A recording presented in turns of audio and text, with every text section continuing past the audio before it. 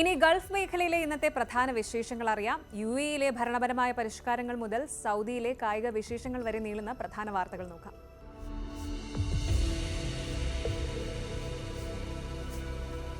ദുബായിൽ ഡ്രൈവറില്ലാ പോഡുകൾ വരികയാണ്. ദുബായ് നഗരത്തിലെ പൊതുഗതാഗത രംഗത്ത് വിപ്ലവകരമായ മാറ്റത്തിനൊരുങ്ങി റോഡ് ട്രാൻസ്പോർട്ട് അതോറിറ്റി. നഗരത്തിലെ 4 പ്രധാന മെട്രോ സ്റ്റേഷനുകളെ ബന്ധിപ്പിച്ചുകൊണ്ട് ഡ്രൈവറില്ലാത്ത പോഡ്, അതായത് ഓട്ടോണമസ് പോഡ്സ് സർവീസുകൾ ഉടൻ ആരംഭിക്കും. യാത്രക്കാർക്ക് കൂടുതൽ സുഗമവും വേഗതയേറിയതുമായ യാത്രാ സൗകര്യം ഉറപ്പാക്കാനാണ് ഇതിലൂടെ ലക്ഷ്യമിടുന്നത്. ലോക സർക്കാർ ഉച്ചകോടിയിൽ വെച്ചാണ് ഈ നൂതന പദ്ധതിയുടെ കൂടുതൽ വിവരങ്ങൾ പുറത്തുവിട്ടത്. ഒരേ സമയം 4 മുതൽ 6 വരെ യാത്രക്കാരെ വഹിക്കാൻ ശേഷിയുള്ള ഈ ഇലക്ട്രിക് പോഡുകൾക്ക് മണിക്കൂറിൽ 50 കിലോമീറ്റർ വേഗതയുണ്ട്. ഒരു തവണ ചാർജ് ചെയ്താൽ 250 കിലോമീറ്റർ വരെ ഇവ സഞ്ചരിക്കും. മെട്രോ സ്റ്റേഷനുകളിൽ നിന്നുള്ള ലാസ്റ്റ് മൈൽ കണക്ടിവിറ്റിക്ക് ഇത് വലിയ പരിഹാരമാകും. ലോക സർക്കാർ ഉച്ചകോടിക്ക് പ്രൗഢമായ തുടക്കം. ദുബായിൽ നടക്കുന്ന വേൾഡ് ഗവൺമെന്റ് സമ്മിറ്റിന് ആവേശകരമായ തുടക്കം കുറിച്ചു. ഫെബ്രുവരി 3 മുതൽ 5 വരെ നടക്കുന്ന ഉച്ചകോടിയുടെ 2ാം ദിനമായ ഇന്ന് നിർമ്മിത ബുദ്ധി ഭരണ സംവിധാനങ്ങളിൽ എങ്ങനെ മാറ്റം വരുത്തും എന്നതായിരുന്നു മുൻഗണന. യുഎഇ വൈസ് പ്രസിഡന്റും ദുബായ് ഭരണാധികാരിയുമായ Sheikh Mohammed bin Rashid Al Maktoum ഉച്ചകോടി സന്ദർശിച്ചു. വിവിധ രാജ്യങ്ങളിൽ നിന്നുള്ള 6000-ലധികം പ്രതിനിധികളാണ് ഭാവി ഭരണക്രമങ്ങളെക്കുറിച്ച് ചർച്ച ചെയ്യാൻ ഇവിടെ ഒത്തുചേരുന്നത്. സൗദിയിൽ 2027 AFC ഏഷ്യൻ കപ്പ് ഒരുക്കങ്ങൾ.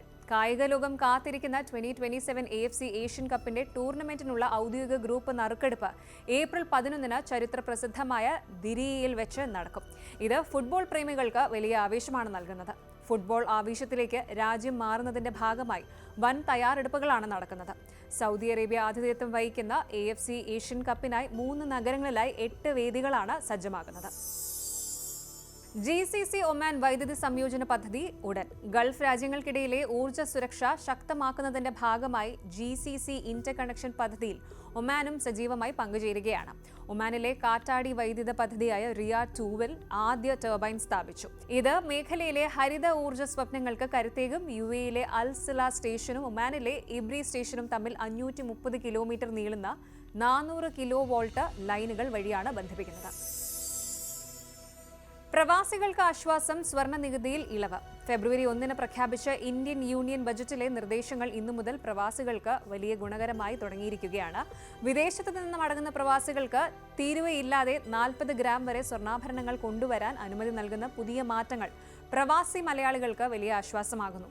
ഇനി മുതൽ വില നോക്കാതെ സ്ത്രീകൾക്ക് 40 ഗ്രാം വരെയും പുരുഷന്മാർക്ക് 20 ഗ്രാം വരെയും സ്വർണ്ണാഭരണങ്ങൾ ഡ്യൂട്ടി ഇല്ലാതെ നാട്ടിലേക്ക് കൊണ്ടുവരാം.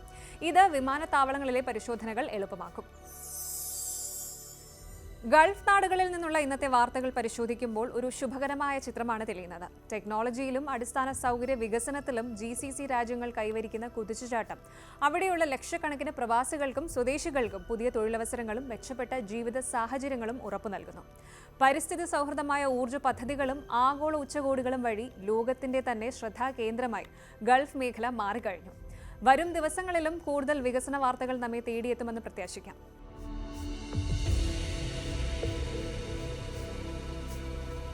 ചുരുക്കത്തിൽ ലോകത്തിന്റെ സാമ്പത്തിക ശക്തിയാകാനുള്ള ഇന്ത്യയുടെ കുതിപ്പിന് അമേരിക്കയുമായുള്ള ഈ പുതിയ ഡീല് വലിയൊരു ഇന്ധനമാണ്.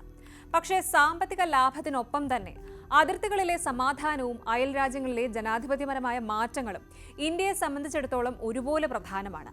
അമേരിക്കയുമായി കൈകോർക്കുമ്പോഴും റഷ്യയുമായുള്ള ബന്ധം ബാലൻസ് ചെയ്യുമ്പോഴും ഇന്ത്യ ഉയർത്തിപ്പിടിക്കുന്നത് സ്വന്തം പൗരന്മാരുടെ താൽപ്പര്യങ്ങളാണ്.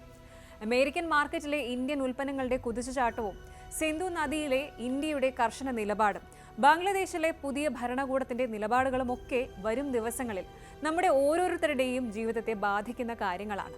വരും ദിവസങ്ങളിൽ ഈ മാറ്റങ്ങൾ നമ്മുടെ വിപണിയെയും തൊഴിൽ മേഖലയെയും എങ്ങനെ ബാധിക്കുമെന്നും സഹായിക്കുമെന്നും നമുക്ക് കാത്തിരുന്ന് കാണാം. Good night.